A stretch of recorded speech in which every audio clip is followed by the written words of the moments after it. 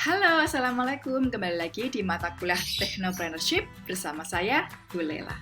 Kali ini kita akan belajar mengenai topik dasar kewirausahaan. Ada apa aja? Yuk kita lihat.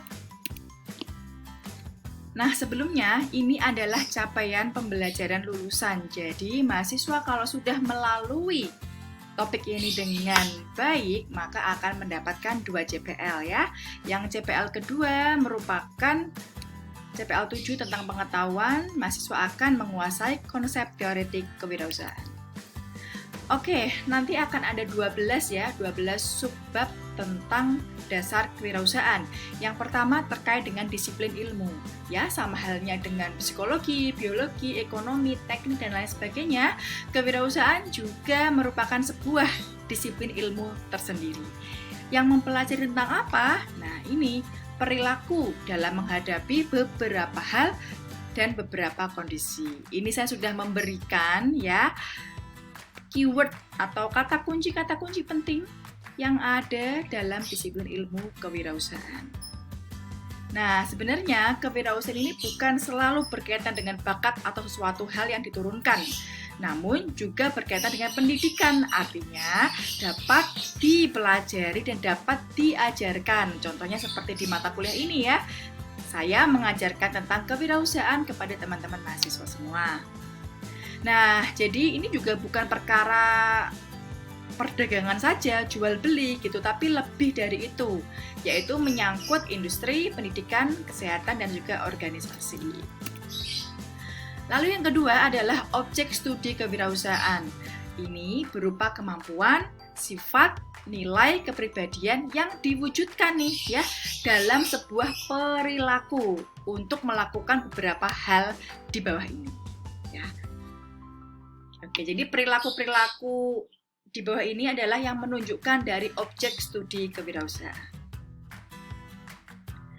Oke, yang ketiga adalah konsep kewirausahaan. Jadi di sini ya kita bisa lihat di irisan ini bahwa kewirausahaan merupakan irisan dari adanya kreativitas, inovasi, dan keberanian dalam menghadapi risiko.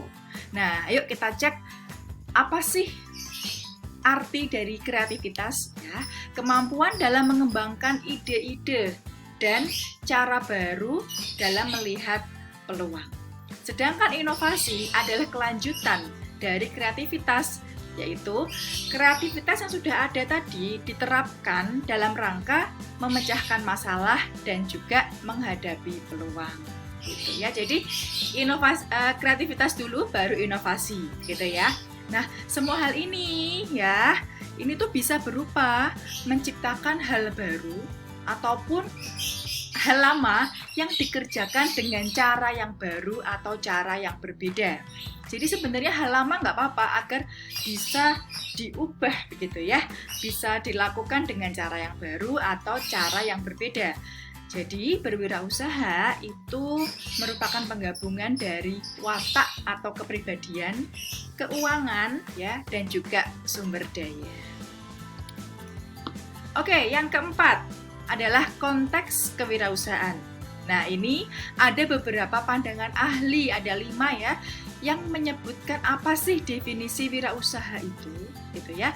Dari ahli ekonomi di sini mengatakan bahwa orang yang mampu mengkombinasikan faktor-faktor produksi seperti ini ya. Sedangkan pandangan ahli manajemen dapat mengkombinasikan sumber daya yang ada dan unsur-unsur internal. Nah, kalau pelaku bisnis menciptakan bisnis baru untuk mendapatkan keuntungan gitu ya, dengan mengidentifikasi peluang-peluang dan sumber daya yang ada. Nah, kalau pandangan psikolog gimana? Ya, jadi orang yang memiliki kemampuan atau memiliki dorongan kuat internal, jadi semacam motivasi internal gitu ya, untuk mencapai sebuah tujuan tertentu, kemudian juga senang untuk bereksperimen. Jadi orang-orang ini adalah orang-orang yang mau menunjukkan kebebasannya dari kekangan kuasa orang lain. Jadi ada kemandirian secara kekuasaan. Nah, untuk yang E, pandangan pemodal, ini adalah wirausaha adalah orang yang menciptakan kesejahteraan bagi orang lain untuk kemaslahatan umat. Oke, next. Yang kelima adalah hakikat, inti, dan rahasia kewirausahaan.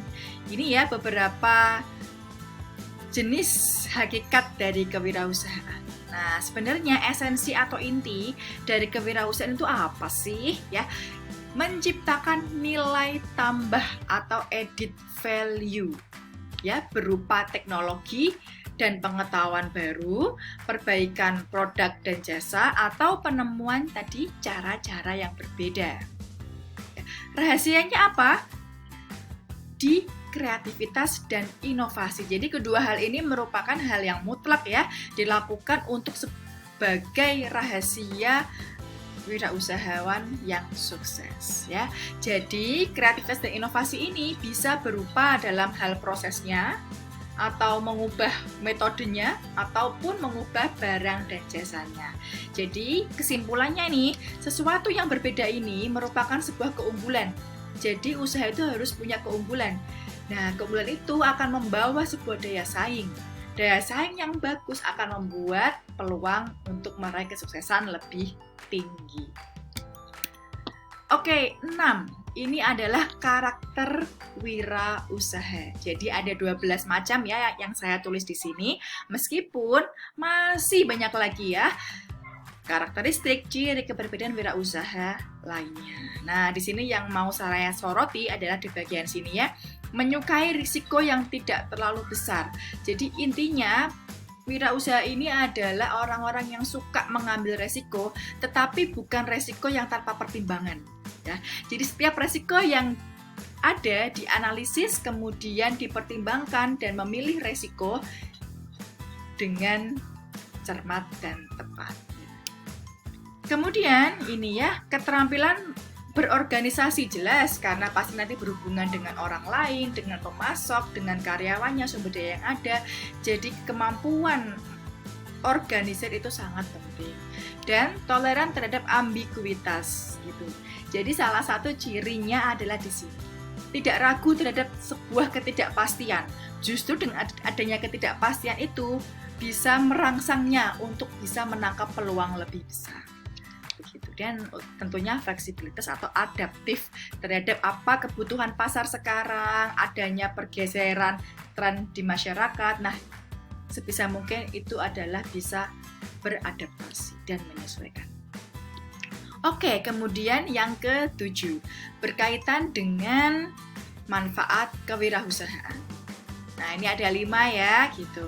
Yaitu bisa menentukan nasib sendiri, bebas mau ngapain. Saya mau menjadi pengusaha A, B, C, D, dia bebas bisa menempatkan apapun. Kemudian bisa melakukan perubahan ya. Perubahan-perubahan ini bisa bertujuan untuk kepentingan diri sendiri maupun untuk kepentingan masyarakat secara umum.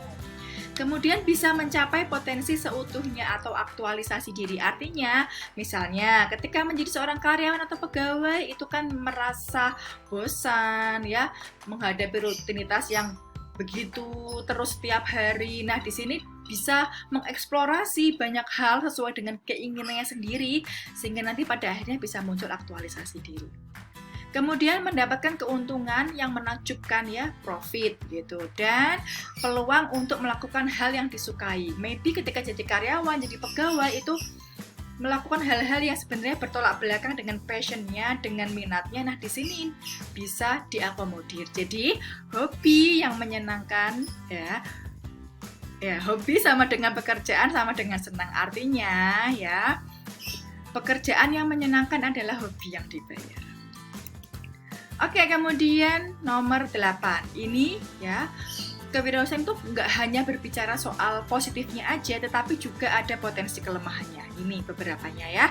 Jadi kalau misalnya kamu adalah orang yang sudah nyaman dengan gaji rutin bulanan, tunjangan-tunjangan, maka kemungkinan besar tidak cocok untuk menjadi wirausaha. Karena pasti di sana akan ada ketidakpastian pendapatan. Bisa ada resiko kehilangan seluruh modal dan investasi kalau misalnya ada kegagalan gitu. Membutuhkan kerja keras, artinya juga harus tough gitu ya, ulet. Pasti di awal itu tidak langsung untung, tidak langsung BEP, tetapi harus tetap berjuang meskipun hasilnya belum kelihatan.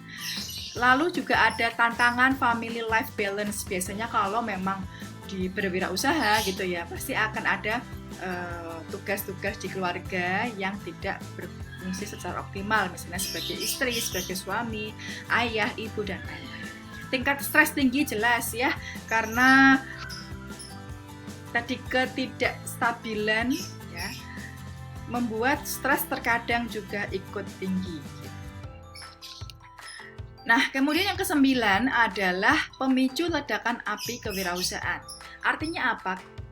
Apa sih yang menyebabkan kewirausahaan ini semakin lama, semakin kesini semakin meledak gitu ya, semakin diminati. Nah, ini beberapa halnya.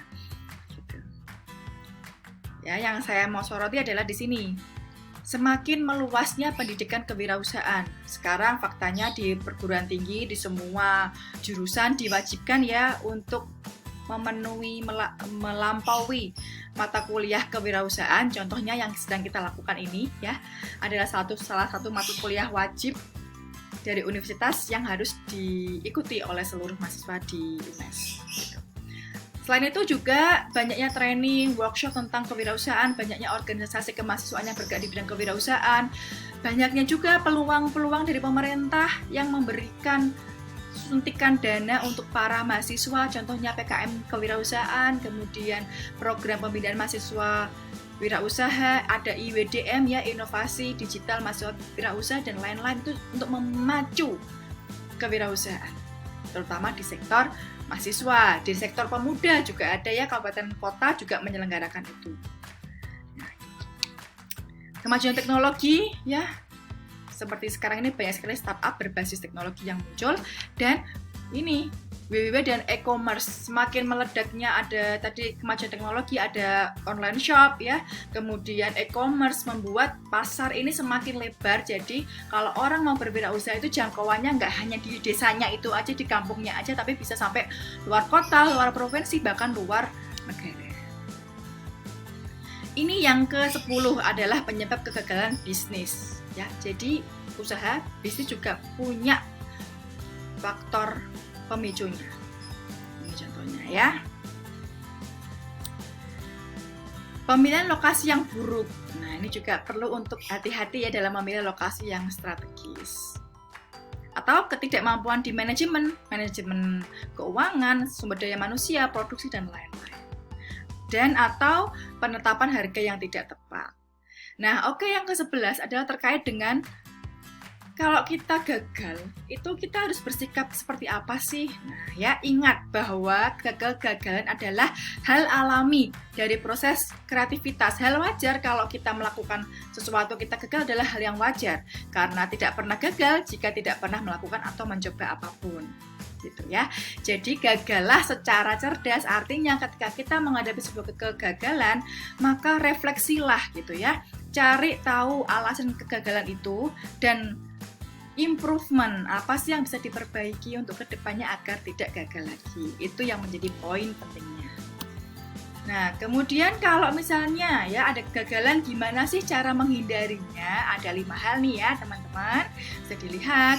Jadi mengenal bisnis secara mendalam, artinya banyak membaca, banyak belajar, banyak ikut seminar, workshop ya, untuk bisa memberikan knowledge kepada otak kita.